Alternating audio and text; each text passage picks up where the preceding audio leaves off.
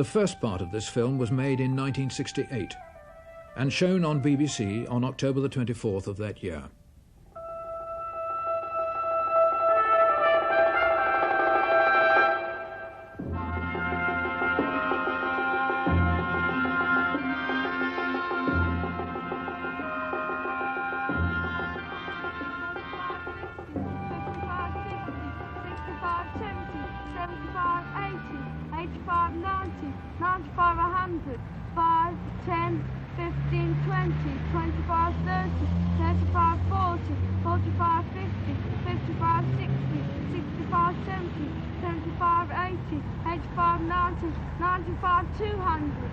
Coming, ready or not?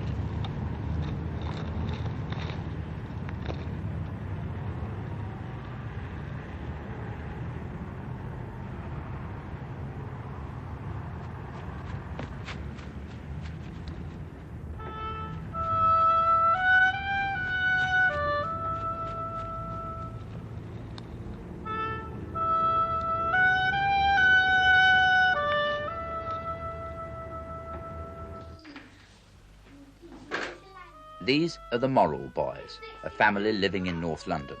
A bright and cheeky lot, with for the most part a fair share of childish charm and the customary childhood ailments which parents expect from children. Paul is the most academic, sensitive to the adult world.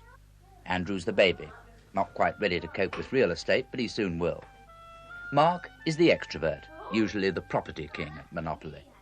The one who was adopted at 6 weeks, David, suffers a bit from asthma, otherwise bright as a button.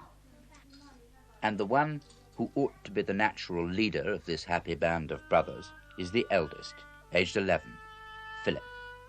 But Philip is different. He's diagnosed as autistic, a childhood psychosis whose nature nobody fully understands, but which at a guess might affect 1 or 2 in 3,000 children. Philip has many of the classical symptoms of autism. His life is spent in a highly personalized fortress, a fantasy world, full of apparently meaningless activity, obsessed with a toy or a chair or a shapeless lump of wood. He has no bridge to communication with his brothers, his parents, or any human. He was a normal baby, quiet, even very intelligent, with no abnormal symptoms and with some just developing baby talk. Then, between the ages of 2 and 3, began a slow, severe mental regression in which all speech disappeared.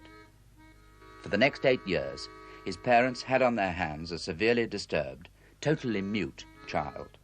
Whatever treatment they managed to find from specialists produced no change in their son. He was rejected as being too sick to enroll in several schools for disturbed children in London. As he matured physically, he was becoming further and further isolated from his family and from the rest of the world. Then, in February 1967, his Belgian-born mother and his father, a lecturer at the London School of Economics, heard of a new psychotherapeutic technique known as operant conditioning. It's a method of training little practiced in this country, which has been brought here by Irene Kassorla, a psychologist from the University of California. Good boy, I like the way you're walking it. The therapist begins treatment by explaining the basis for her method to parents of disturbed children. These are parents of children with severely autistic or other psychotic symptoms who failed to respond to other methods of treatment. All the parents are taught to become themselves therapists in the method of operant conditioning. It's a simple treatment with simple principles, depending on the modification of a psychotic child's abnormal behavior. If that's the symptom, we focus on that. And we decide how can we modify it. In this case, we would want to decrease it.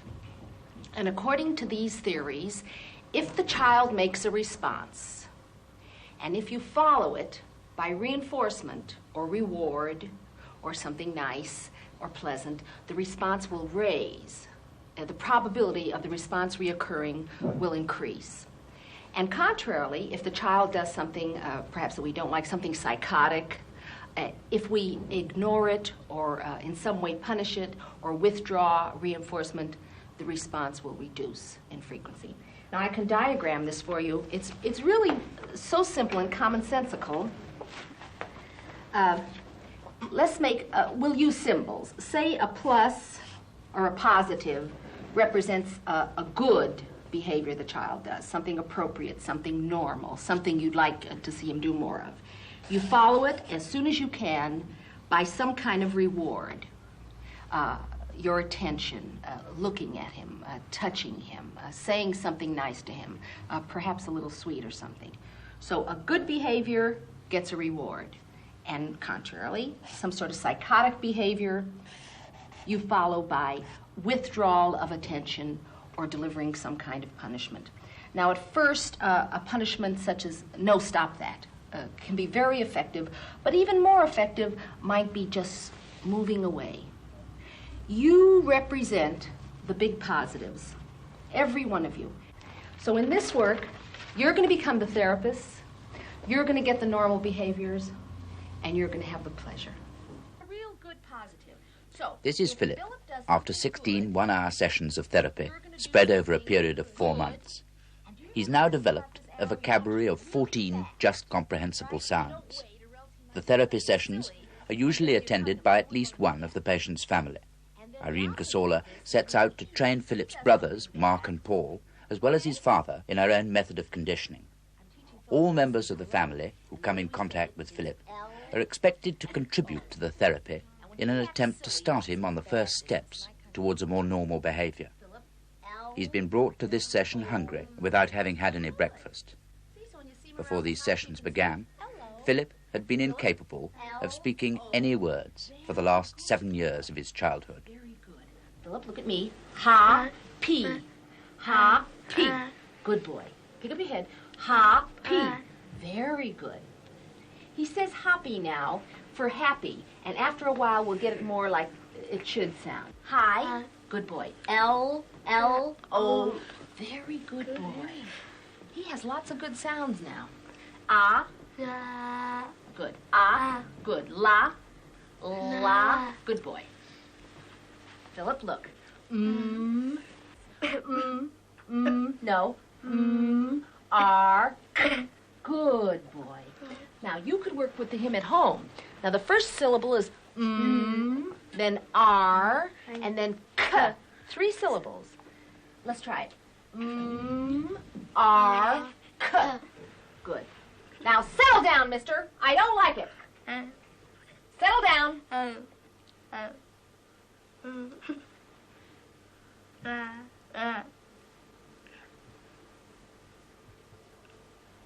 That's nice. That's nice and quiet. When you're quiet, Philip, you can laugh, and I like it. You're a nice boy when you're quiet. No, no, no, no.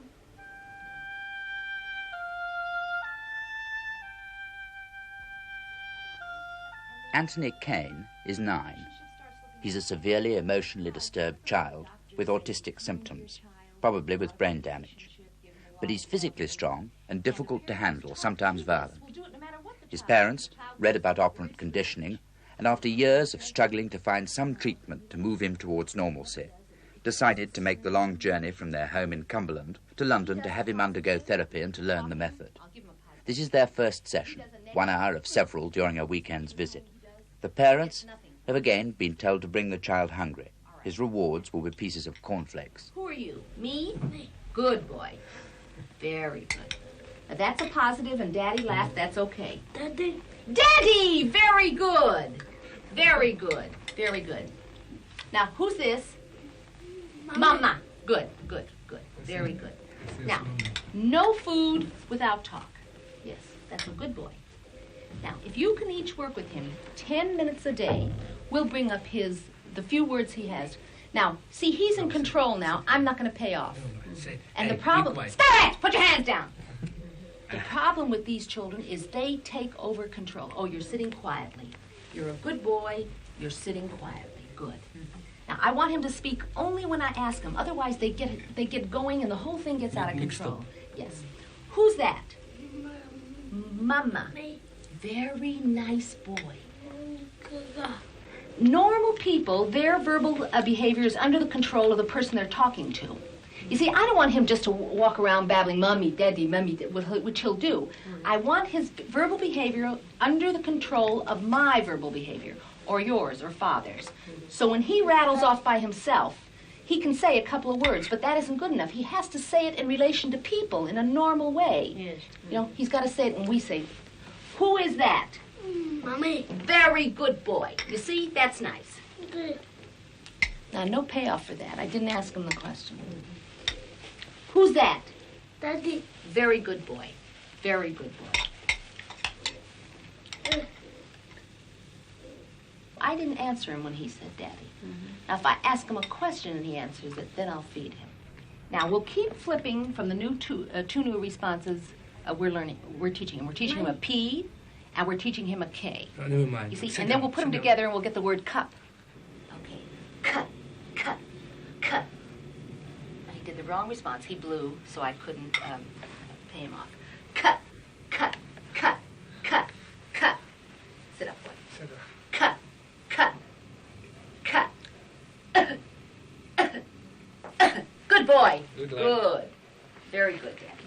See, in and out, quickly, and I like what you said. You said good, and never finished. Good That's boy. the spirit.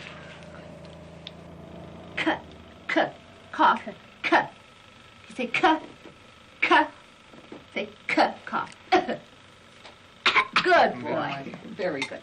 Okay. Now we're going to stop now, and I want to remind you the things that you have to, that I'd like you to do during the week. At this first session, Irene Kassorla sees that Antony's existing repertoire is limited to 8 words, mostly inappropriate and no sentences. For every negative reinforcement or punishment, dozens of positives have been given, and the responses are promising. But it'll only be possible for the family to travel to London infrequently. So it's essential that the parents fully understand the simple theory and are able to put it into practice at home. Number 2, when he has any kind of tantrumous behavior, don't say a word to him, just take him by the hand and put him into an isolated room. No talking, just isolation, immediately following tantrums. For how long? If he's quiet, bring him out. And then you say, you're quiet now. I'd like you to come out. The tantrum reoccurs in the room. As soon as he's quiet, No, you sit can come up now. out. Come on. And then when he sits up, say, good boy, you're sitting up. That's it. You see, That's it's a so nice one. strong, it's almost more than I can handle, you see. You're stronger. You're stronger. This method of treatment clearly produces results. Say bye-bye. Bye-bye. Bye-bye. Bye-bye.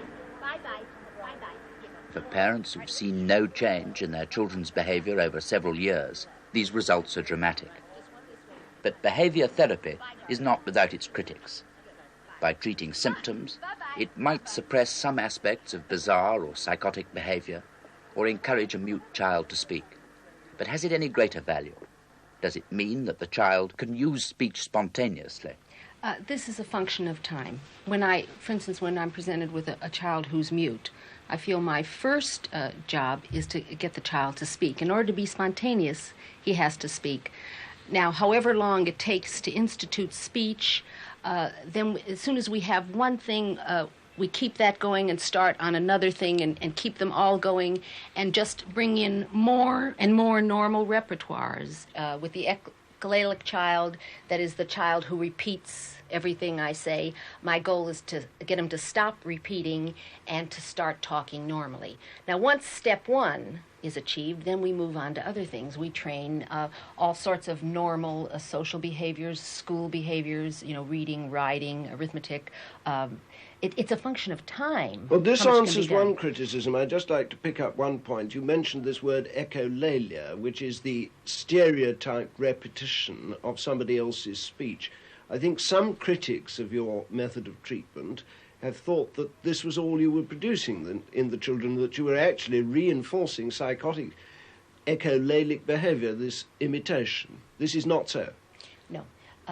When you look at the normal mother, she leans over the crib and she says, perhaps she's heard the baby say goo-goo earlier. So she leans over and she says goo-goo, and the baby says goo-goo, and they start this little verbal game, which is imitation.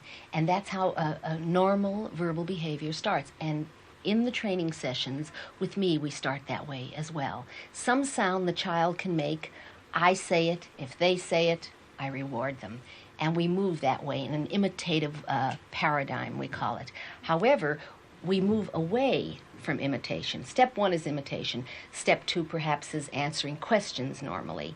And maybe step 3 is getting the child to ask me questions.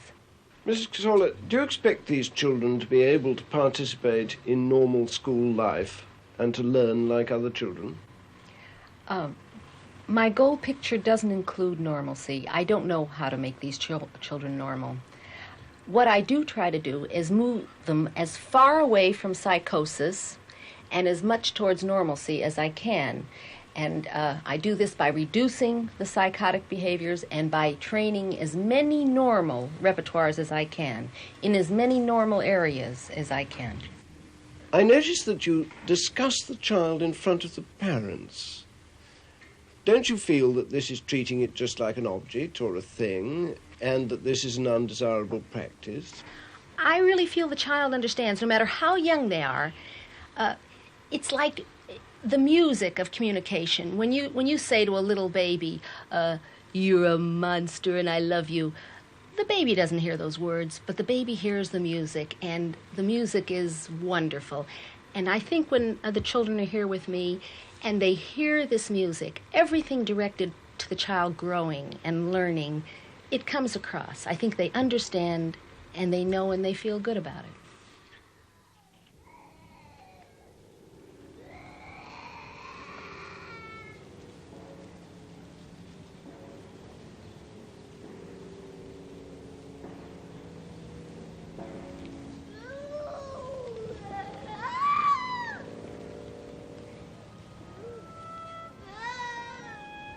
Iris is 8.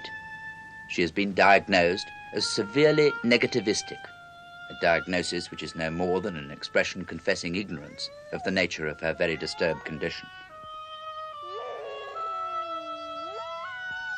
From being a normal baby at the age of 2.5, she developed abnormal symptoms, became easily excited, obsessive, prone to fits of terrible rage, and with prolonged periods of yelling and screaming. From the age of 4, she developed a form of inappropriate speech where everything she said was preceded by the word no. She seemed to live, in her mother's words, in a world of her own. Her elder sister and younger brother are a normal, intelligent pair, but the means of communication which they expect of one another, they've learned not to expect of Iris.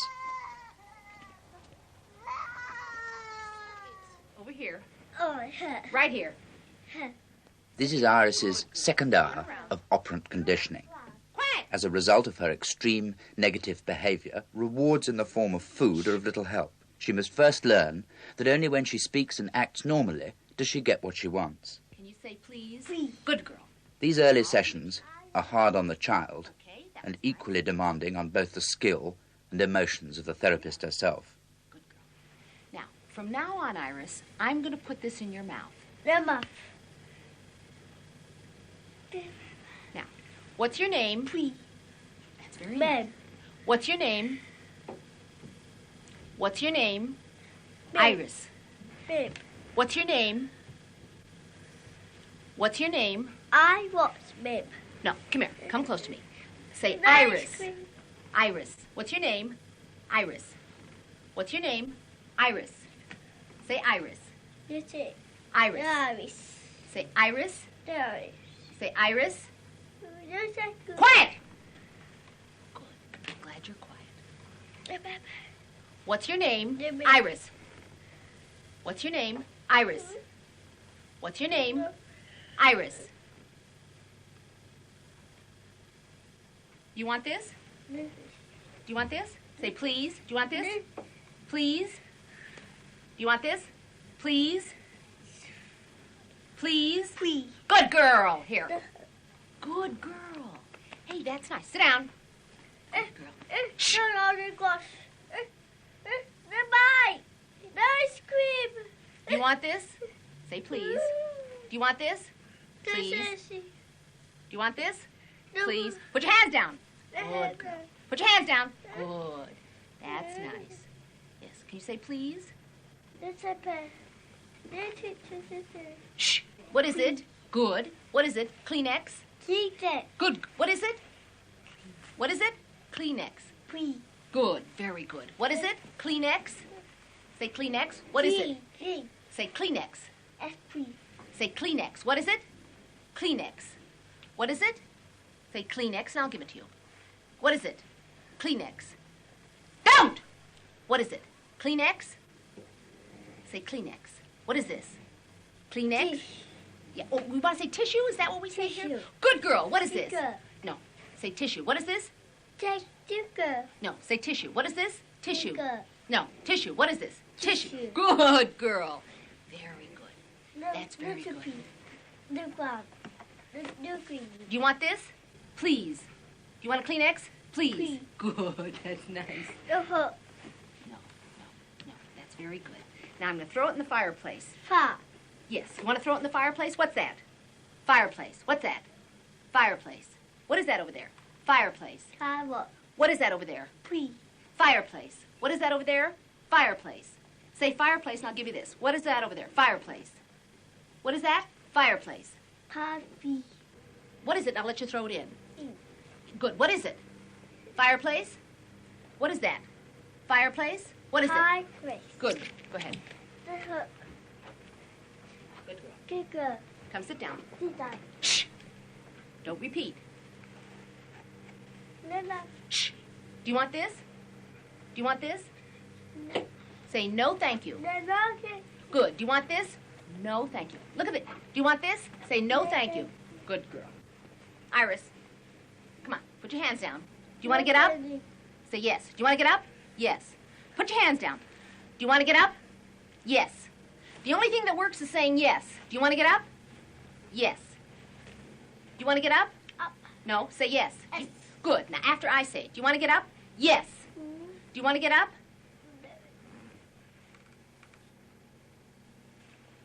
Do you want to get up?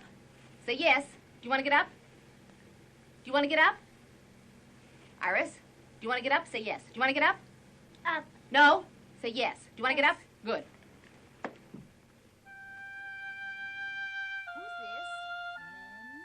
What's Daddy? Men. Are you a man? No. What are you? A boy. It's now 8 months since Philip began therapy. It's necessary, in watching this, to bear in mind that at the beginning of these 8 months, Philip was completely mute, and that his parents had been told that he'd probably never be able to speak. Now let's say our poem. Mary had a little lamb. Very good. Tell me again. Mary had a little lamb. Say lamb. Lamb. Very good, Philip. What's this? What do you want? Good. Tell me again. Good. What do you want? Good, Philip. And what do you say? You're very nice. And what's this? Phone. Good. And what do you say on the phone? Hello. Very good, hello. And what are you doing? On the phone. Good. Tell me again. What are you doing? On the phone. Good. And when you give it to me, what do you say? Here. Yeah. I think next week we'll start sentences with the different objects in the house. Yes, We'll, everyday objects. right. Good. I think that's what we'll do next time. Okay, Philip? Say bye-bye. That's nice.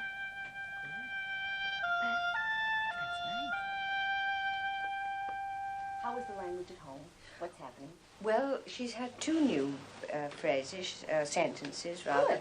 Said, I've been to church. I've been to church. and 4 words. I've Very missed good. supper. I've missed supper. It's now 2 months since Iris had her first period of operant conditioning. She's now had 10 one-hour sessions of therapy. You know, it's whenever I touch her, she pulls back like I'm aversive.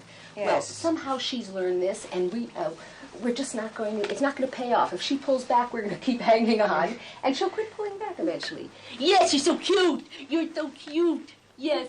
Oh my. Now we're going to try some cards as soon as she relaxes. Yes, with a nice smile. Good. Okay, let's do this. What's this?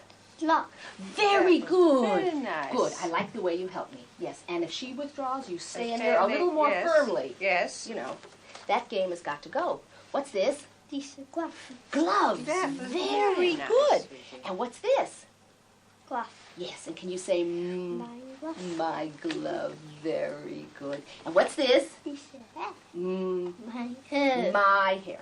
Now, the literature suggests these children can't learn their pronouns, but all you have to do is train them, and they learn them. And you keep correcting her and helping her. Wherever anything is my, help her. Yes. What's this? My hair. Yes, see? Iris still cannot tolerate being touched. My skirt, you Yes. see? This problem's yet to be overcome. Yes, this is cloth. Let's rub noses. Come on. Yes, yes, yes. And she gets this little look on her face sometimes that she can't stand it, but I just stay there. I just stay there. Yes, yes, yes, yes, yes, yes. Oh, my goodness. Hey, what's your name? I'm Yes, yes. And where's Mommy? Dad, Mommy. There's Yeah, Mommy. that was nice. That's very good. And what's this? No, what is this? This way. A lamp. Anything else spontaneous? Anthony's third weekend of therapy, 5 months after his first when he'd only 8 words, mostly inappropriate. Now, let's see. The first session, we were working on a cup. Remember, we spent Yes. almost a whole session saying that. And let's see how he says it now. What's this? Yes, see, it's easy after a while. At first, it's so hard. What's this? A Eyes. Do you have any? Yes, I have them. Do you? Good. Yes. How many? 2. Very good. And what's this? Cup. Very good. Very good. What's this? Shoe. Very good. And what do you have on your feet? What are they? Tell me. Very good. How many shoes do you have? 2. Super. Now, what's this? A bell. Now, tell me a sentence. I hear bell. Very good. And how does the bell go? Clang, clang. That's right. Now, Anthony, who's this? Hummy. Very good. That's right. The hamster. Now, what's this? Hum. Good. Now, give me a sentence. Like Very good. And what's this? the Say it better. Key. Good. Say it again. the Very good boy. What's this? the Hat. Where do you put the hat? and here. On here. Very good. Belly. Billy. Good. Good. What's your name? I think That's terrific. Hey, are you a little girl? you go. Yes. Yes. That's right. That's right. And what's this? Pussy. This is pussy. Oh, I like your sentences. Wonderful. Do you have a pussy? Yes. Yes. Everything is yes now. From a no girl, you became a yes girl, and that's nice. Iris, who for most of her short life began all her sentences with no, 4 months after beginning therapy shows dramatic changes. The impossible word yes has become part of her normal speech. Who are they? What are they? Little Little boys. boy. Very nice. They're little boys. Now, what do you see here, Iris? Teacup. Teacup. Do you like tea? Yes. I do, too. I do, too. And what happens when you come here for your lesson? What do you get? Yes. No, you get a cup of tea. What do you get? Yes. Yes. And what do you put in your tea, huh? Sugar? Very good. You put sugar in your tea. Who's this? Who's this here? Huh? Look. Apple. Who's that? That's a dog. This is dog. Yes. Do you have a dog? Yes. And how does your dog go? What does he say? Woof, woof. Very cute. That's very nice. What do you see? Mommy. A mummy. Good. And who's this? This is mommy. Yes, good that's girl. right. Very good. What's this? Boot. Good. This is a boot. Good. And the sentences are beautiful. Lovely. Nice smiles. Good. And what's this? Eclair. Oh, I love Yes. eclairs. And I like the way you're helping her, Mommy. What's this? Bus. A bus. Very. What do you do in a bus? Like bus.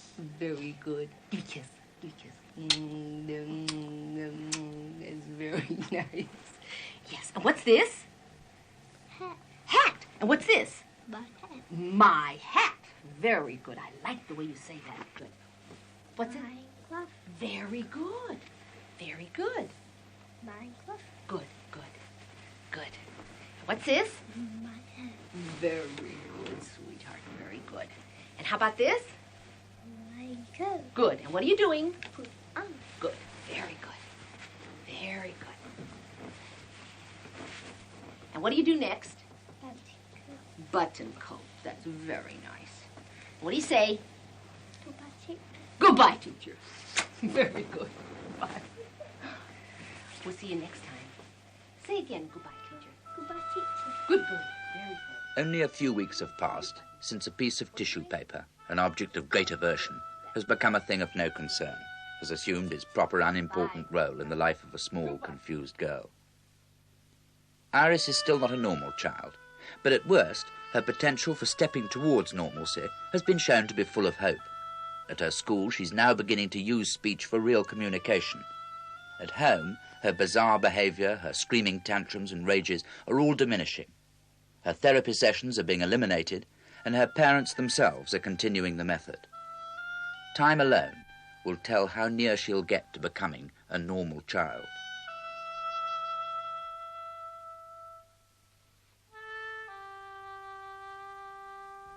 It's a tiny accomplishment for a 9-year-old to formulate short sentences. But for Anthony, who's able to do this for the first time, it's a huge stride.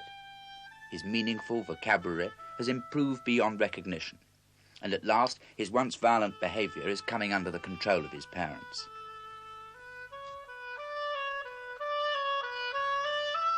Irene Kassorla has succeeded in pushing Anthony, as well as Philip, into some halting steps towards normalcy. These steps might never take them to the levels of communication of their brothers and sisters, but for children who were once thought to be beyond help, the distances travelled have been dramatic. The method used doesn't necessarily require professionally trained psychologists. In America, Irene Kassorla has already taught her methods to large numbers of lay people in a few hours, so that the treatment needn't be restricted to its application in expensive and time-consuming therapy sessions. Large numbers of psychotic children could benefit. Philip is still a very sick boy, but once he had no means of communication. Once he was mute. Though even now, like his baby brother, he still can't join in the game of Monopoly or take part with the older ones in their battles of words. At least he has the few phrases which are beginning to build the structure which will be his bridge to communication and to the real world.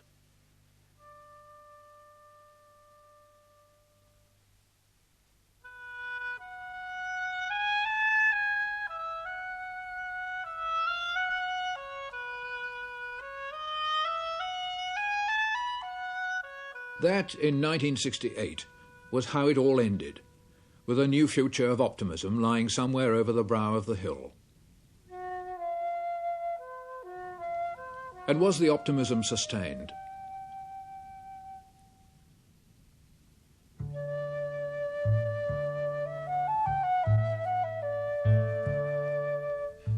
It's now 6 years since the little boys ran up this slope. Then the youngest was a baby. Now the eldest, Philip, is nearly a man. What happened to his parents' fine hopes for him? What happened to their own hopes? Equally, what happened to his therapist, the woman who spent many hours emotionally involved with him? 6 years ago, they were little boys concerned very much with the present and what paper money rewards Monopoly had to offer. Paul was the thinker. Andrew, the youngest, was only 4 and didn't really know what the future meant. Mark, at 10, was the leader. David was being troubled by asthma. Today, that asthma's much better. He wants to be a doctor. The doctor thinks he should come to our house. Well, he's not very nice. I don't like him. I'd like to be a better doctor than him. Mark thinks he has a chance of being a teacher. To be university lecturer in history. The teaching profession is also a possibility for Paul. The Egyptian...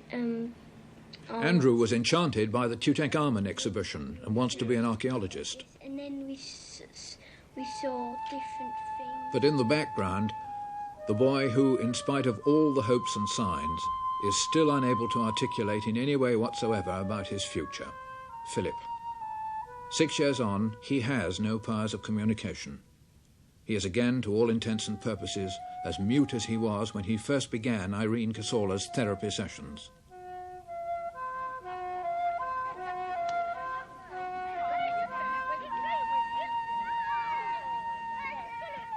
A typical Monday morning's education in the life of Philip Morrill.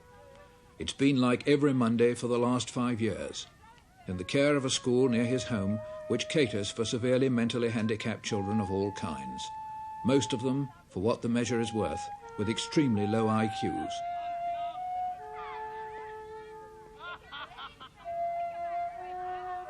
Philip still shows all the classical symptoms of an autistic child. He seems to choose not to be linked with those who are trying desperately to build the bridge of contact with him. And how are you doing over here? Would you like to have a go, Philip? Would you like to have a go, dear? Look, you have a go with the mauve. You have a go with the mauve one. Right. That's lovely. And again over there, that's beautiful. Isn't that a lovely one? Then we can hold it up when it's dry, can't we? Very nice. Very good. That's very good. That's lovely. That's beautiful. Now, let me see. I'd like a bit more colour in that hair. Now that he's nearly adult, the symptoms seem more distressing, the need to help more urgent. Who's got the butterfly? Stephen, butterfly. You had Stephen. Let me see what we can find. Who's got a bed? Who's got the bed? Show me. Where is it? Show me with your fingers. Show me where it is. On there, show me then. Aren't you clever? Aren't you clever? Bed? Say bed. Bed. Briefly, there are signs that suggest that somewhere beneath the surface, Philip hides a total understanding. But the understanding never crystallizes into words. Who's got the knitting? In spite of the fact that his parents feel that his period with Irene Kassorla helped get a place at this day school, under the pressures of family life, they found it simply not possible to continue using Irene Kassorla's method. His father also felt there were limitations to the method. The trouble was that it did presuppose quite an amount of feeding into the child, as it were, feeding information which he would then return, and it didn't leave too much opportunity for Philip to take the initiative in communicating. This is what I felt was the big criticism. He would have needed a teacher all the time. The two of them would have had to live in a glass cage, which is of course impossible. Catch. Oh, penalty.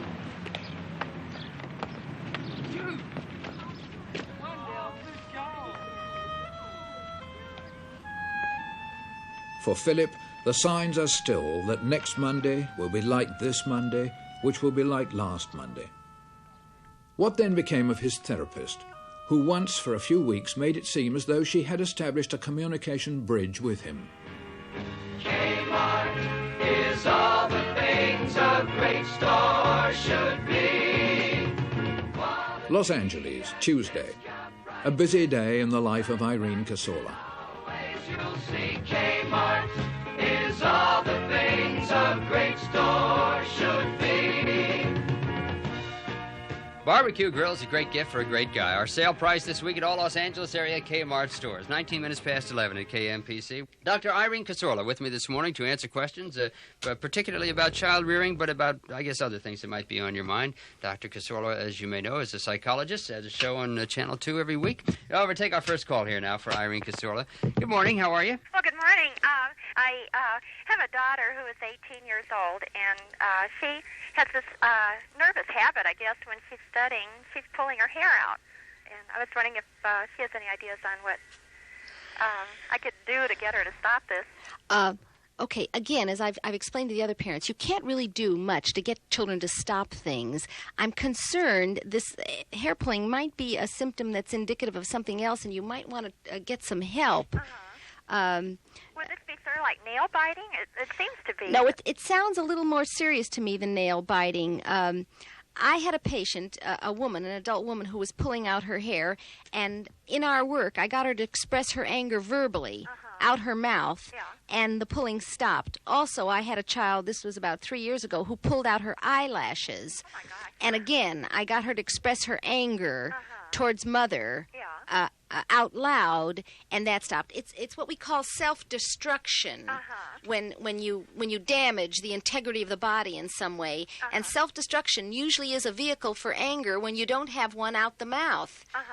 Are you able to get angry at her? Are you able to, tell her you'd like to, hit her, or you wish she'd disappear sometime? No, not at all. We have a pretty good relationship, and okay, I'm suggesting that in a normal relationship there is anger. In a healthy relationship, the mother gets angry at the child gets angry at the mother. This hair pulling is a vehicle for anger.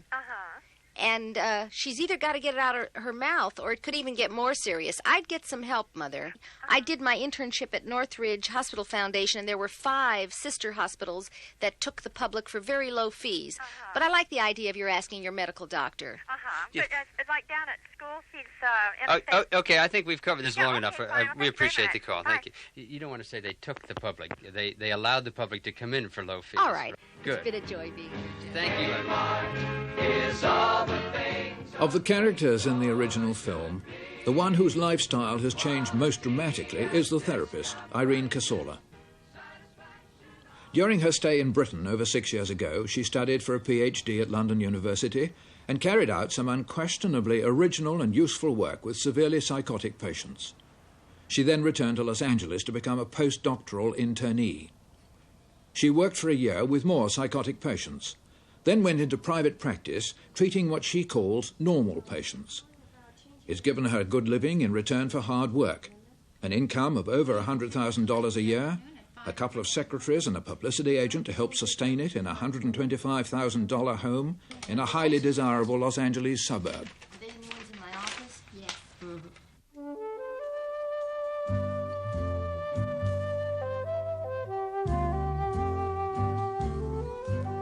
Irene Kassorla has already squeezed one radio phone-in into her schedule.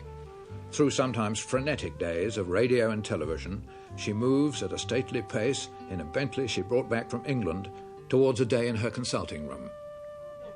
In materially rich Californian society, psychotherapy, her speciality, is a much-respected field. Her consulting room is large by most consultant psychologist standards, big enough to house 20 of her patients at one go. This is a group therapy session, and these are the people Irene Kassorla calls her normal patients.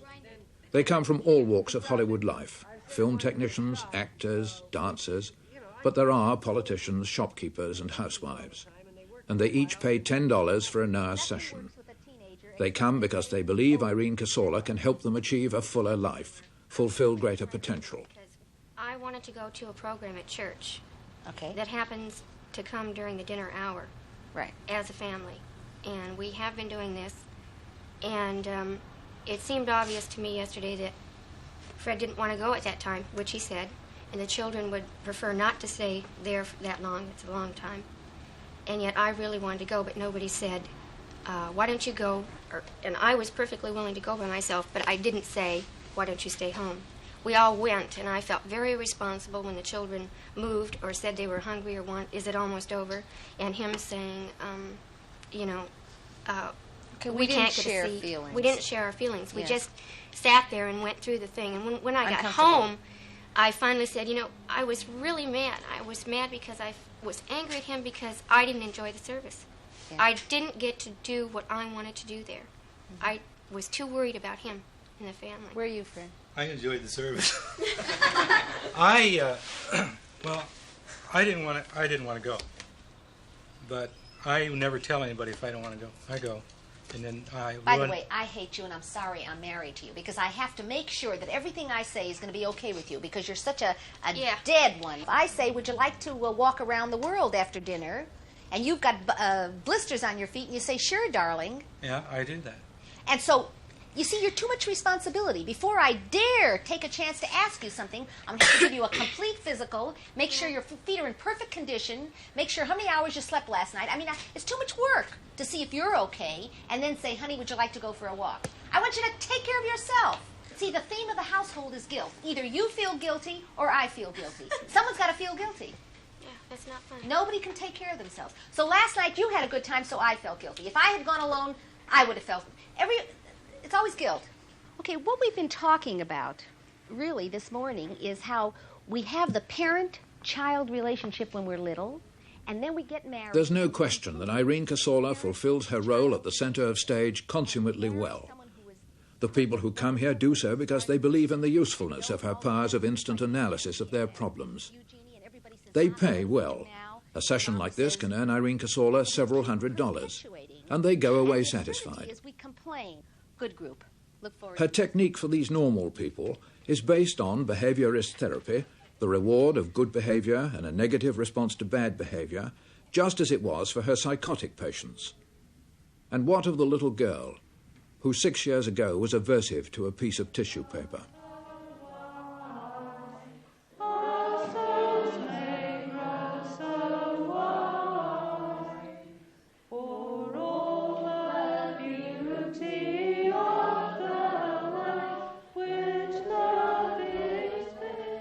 A Wednesday morning, 6 years after Irene Kassorla produced her dramatic changes in Iris. A residential school for subnormal children in Bristol. Soon after Iris's period of therapy with Irene Kassorla came to an end, Iris's parents were able to find her place in this Rudolf Steiner school. These are gentle, secure surroundings. Iris, can you bring me the number 2? But there can be no doubt that although Iris has retained the behaviour taught her by Irene Kassorla, any further promise has only been fulfilled in the most limited sense. Right. That's a number 2. Can you find another number 2?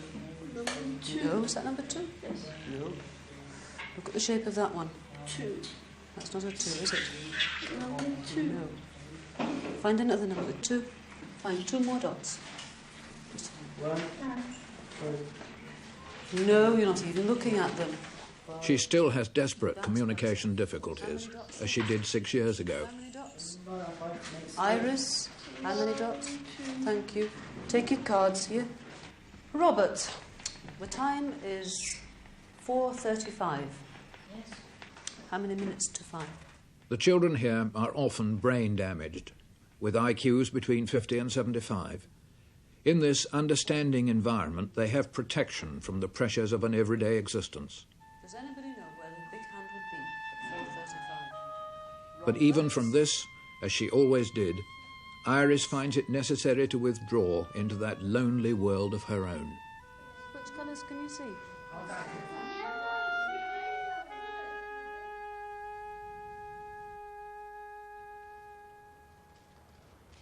However, her mother has no doubt that it was due to Irene Kassorla's work that Iris's condition was improved sufficiently to get a place at the school. With Iris in protected surroundings, the family have been able to live a more normal life. Iris's elder sister, Diana, now has a place at Oxford. She might never have got there had the family, without Iris, not regained some of its stability. But why didn't they continue to make Irene Kassorla's method work? I think it's quite a strain to keep it going for any length of time. And I think also after a time Iris ceases to respond.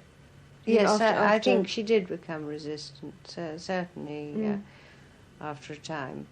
And especially as it was difficult in her case because she wouldn't accept rewards of food. This was absolutely useless as far as she was concerned. I think probably the method was a little too unsophisticated for her. In the end, as she was a child who made her own rewards. And because if you can make your own rewards, you can also choose then not to respond. Iris, ready? 1, 2. Come on, put some action into it. Wait. Wednesday afternoon for Iris is much the same as last Wednesday afternoon and much the same as next Wednesday. But it won't always be so. She's 14 and has reached puberty. At this school, she's lucky. The whole aim is to see she has a good chance of sheltered employment when, one fine Wednesday, she's no longer young enough to be thought of as a child.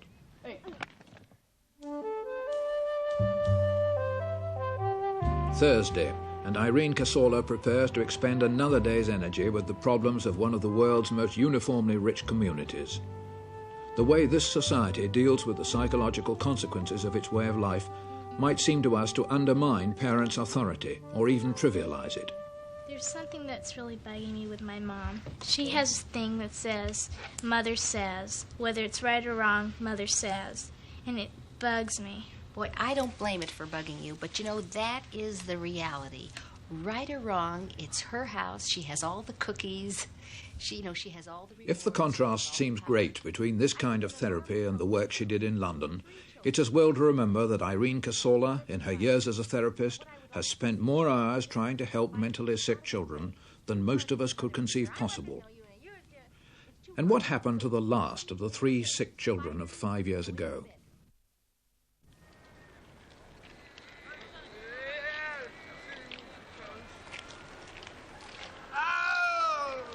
Friday, on a cold day in Cumberland. For the last several years, Anthony Kane has been a day pupil at a special school attached to a hospital 10 miles from his home. At last, after special pleading by his parents, he's been taken as a boarder. He's fortunate. There, he has the devoted care of informed, enthusiastic teachers. The problems of balance he's always had haven't improved, but he's happy and very well cared for. But in spite of that, his ability to communicate still only just exists. Hello, Anthony. What are you doing? Hello. Did you see Mummy yesterday? And where are you going today? Yes, you're going home to see Mummy, aren't you? His vocabulary has not substantially changed since his last session 6 years earlier with Irene Kassorla. In spite of his physical disabilities, here he can enjoy working off his excess energy under tolerant, understanding supervision. But the high point of his week is when one of his family comes to visit him.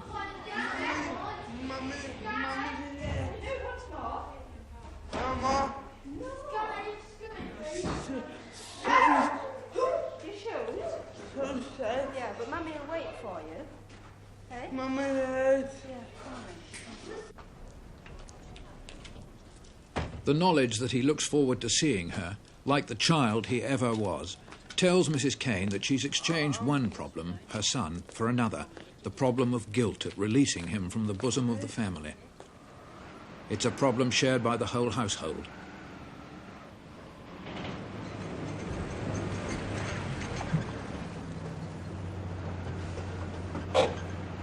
Mr. Kane works for the local council. He's done so since he came here from Lithuania as a displaced person in 1948. This is the house Mrs. Kane was born in nearly 60 years ago. It's too big for them, now they're getting older, and they're selling it to a developer. A new bungalow will be easier to cope with in their old age, particularly since their daughter, Barbara, hopes to be off to a domestic science college soon. Mummy. That's a monkey, yes. And what's it doing? Mummy. Yes, making Bimbo all muddy, isn't it? During the last few years, Anthony's condition put such a strain on his close relations that in the end, physical and psychological pressure has become intolerable. The Kanes found the demand was simply too great to carry on with operant conditioning in the home. Well, unfortunately, our own health as a family has deteriorated somewhat, and we just felt that we couldn't cope with the constant day in, day out pressure that was laid upon us. We didn't seem to be able to get Anthony into a hostel for weekends, during the week to come home at the weekends. That would have relieved the pressure. And the holidays, I found, were extremely difficult because Anthony is the type of child who you cannot leave 1 minute on his own. You must be in attendance the whole time. And of course, naturally now, he's got bigger and stronger in every way. He tends to be rather defiant and frustrated, I think, more than anything else. And things just got to that stage where we just couldn't cope any longer with him. It was getting you down? Yes, absolutely, from a health point of view. Gets everyone down, all of us. Yes, and did you find, Mr. Kane, that it was getting difficult to handle, or like, just... not for me, but for Mrs., yes. So if she said something, not to do it, I just do it. If she wanted to check it physically, I used to lie down and, She tried to lift up, it's too heavy to lift for her. If I'm in the house on my own, I have to take him with me everywhere, even to the toilet. Mrs. Kane takes Anthony back to the hospital school that's now his home. She's grateful to the staff who take over her responsibility, just as she was grateful to Irene Kassorla. All 3 children who were treated by operant conditioning are now in schools for maladjusted children. Since Irene Kassorla last saw them, none has made any significant progress in communication. Could it not be argued, therefore, that her work was a failure? Well, if you view failure by no progress, then yes, you would call it a failure. If you view progress by no speech to speech, then the work was successful. The children did not speak when I met them, or they had, 1 or 2 words. And when I left them, they all had speech. I believe your work was demonstrably successful. But I'd also argue it was only successful where there was a one-to-one relationship between the therapist and the patient. Yes, I think it was too hard or too difficult for the parents to carry on. The energy required in the work is tremendous. When I've done this work here in the United States, I've had lay women, maybe 60, sort of an army of women helping, and the women would go in at 1 hour each, and they wouldn't be so exhausted. I think the parent who's with the child all day, it's very exhausting work. But to pursue this point, because it's important, I think, when we set out and made this film, this was the original purpose, to try to persuade the parents to be able Absolutely. to do it. And I refused to see the children unless the parents were there, because I wanted the parents to learn and I wanted them to carry on. This was very important to me, and that's why I feel so sad that they didn't. What then do you see to be the long-term future of these particular 3 children? What's going to happen to them? Well, according to what you've suggested, since I've left them, nothing has happened. And unless there is some kind of therapeutic intervention from an outside source, I would predict they'll just maintain the speech I've taught them, and they won't increase their vocabularies. I mean, I think 5 years is certainly a sample. And also, the autistic child does not learn when they're very severely involved with psychosis. They don't learn speech except with these methods. What is the normal state of development of an autistic child in adulthood? Oh, they just get taller. Yes, and they look more bizarre, and nothing happens. Nothing healthy happens. What is the prognosis? It's very, very poor. They need to be institutionalized. They can't function in normal life. They need to be helped, in terms of taking care of themselves and food.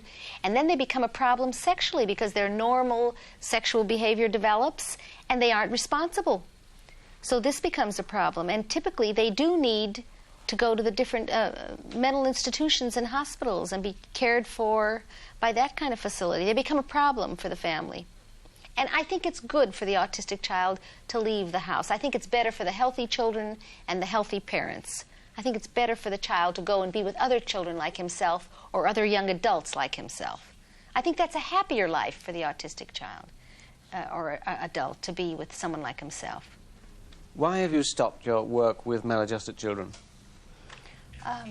It's very painful, difficult work for me. When I work 1 hour with a sick child, I'm dripping. My body is all wet and I'm exhausted. It's really exhausting. Now it's rewarding because they learn to speak, and you take a mute child and they're speaking, and that's magnificent. But it's physically and emotionally incredibly draining. When I dealt with an autistic child and I was able to get them to speak, I made, say, a mother and a father happy. And it was like a small bit of humanity. If I can deal with a president of a corporation, say, and I can get him to be a warmer, kinder man, and he has 10,000 employees, it's like with one felt swoop, I can influence 10,000 people. I can make 10,000 people feel happier and feel better about themselves. I feel as though I'm doing something, more meaningful that influences more people. And it was exciting getting that autistic child to speak. It was a tremendous challenge, but I felt hopeless, and where does he go from here? To the institution? Down Paradise Road, I This is what most people mean by an institution. It's a place too many of us don't know about and prefer not to be told about. The truth of the matter is that it's more than likely that one or all of the children will spend the best part of the rest of their days in a place like this. This is the occupational therapy ward at the hospital whose special school Anthony Kane now attends.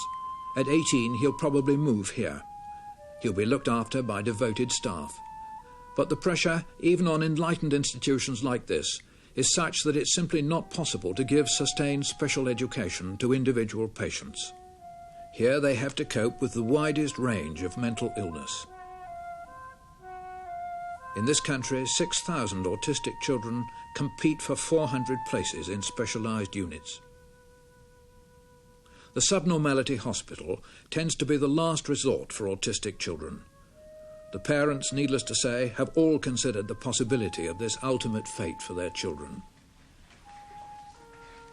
This has been a great worry, always at the back of my mind, what would happen to Iris when she left school, because I've always been terrified of having to put her into a subnormality hospital, because I think she deserves something much better than that.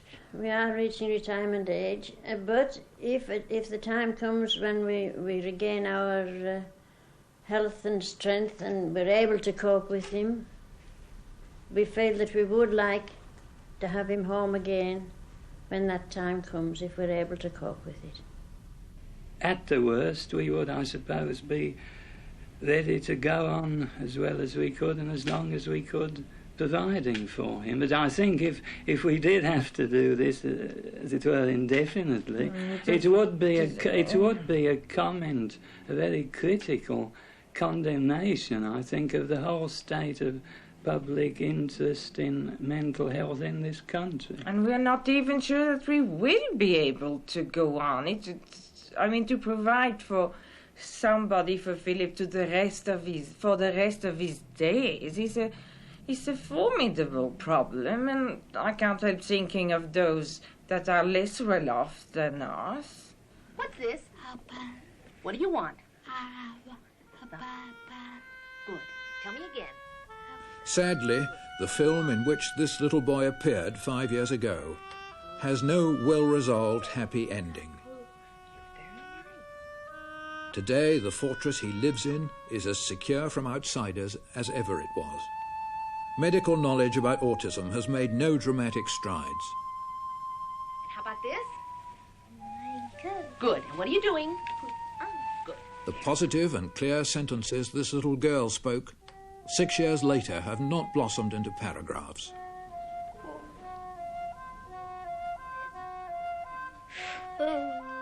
Shoo, very good. And what do you have on your feet? What are they? Tell me. Were those pictures, so many years ago, false clues to a way of bringing certain kinds of mentally sick children back into our world?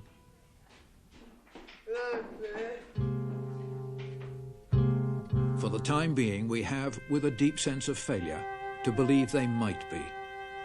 But it would be blind not to recognize the evidence on film that Irene Kassorla's work did show that there existed a tenuous but real method of communication with these children. The evidence leaves an important question still to be answered. The question whether the method should be re-examined under controlled conditions so that not only will the experiences of these children not be wasted, but that others need not live without hope. There is the suspicion that we got a hand to them across the chasm that separates them from us, and somehow we let them slip back. Bye-bye.